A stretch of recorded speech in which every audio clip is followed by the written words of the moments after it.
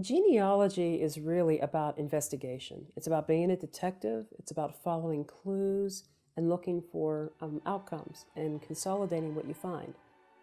Frequently, and I know that everyone has had this, you'll hear a story. And this story is about some great somebody in your family and blah, blah, blah, blah, blah. I have always been told that my great-grandmother Harris, my father's grandma, was the daughter of J.P. Harris. J.P. Harris was a Pennsylvania senator, and he's probably most famously known as being the man who operated or owned the very first movie theater in Pennsylvania, I believe, maybe the entire United States. It was called the Nickelodeon. The Nickelodeon eventually blossomed into many theaters, which became the Harris Theaters. It was a pretty big thing. It was a moneymaker, a bit of an empire, and J.P. Harris had money. And he was a senator, and so he lived socially elite type status. And the story was that my great-grandma Zoe married a man named Harry Thompson, who was a blue-collar factory worker and beneath her station. And because she married Harry Thompson, her father, J.P. Harris, disowned her. Totally cut her off, cut her out of the will.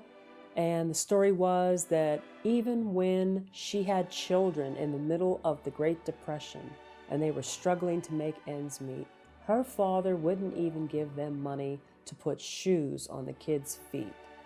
So I tried to find records of Zoe being the daughter of J.P. Harris, and I can't.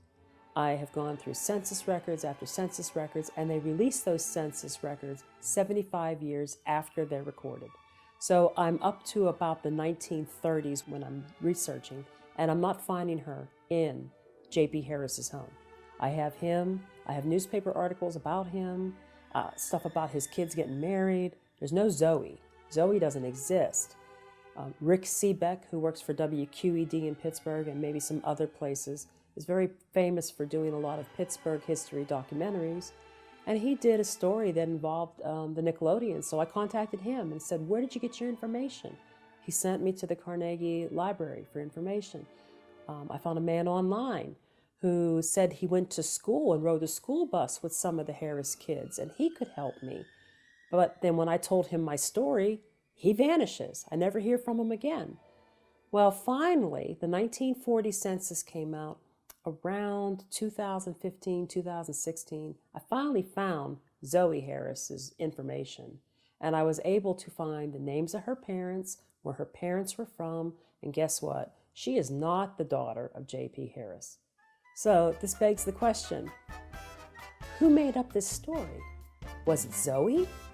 Was it Zoe's daughter, my grandma, my dad's mom? Was it my dad?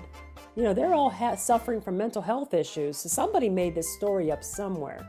And it just goes to show you can't always trust what you hear around the table at dinner time.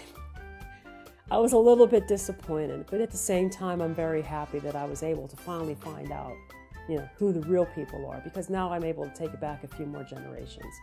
And that's always a really great thing, when you find the clue and you can straighten things out and continue through the generations to go a little further.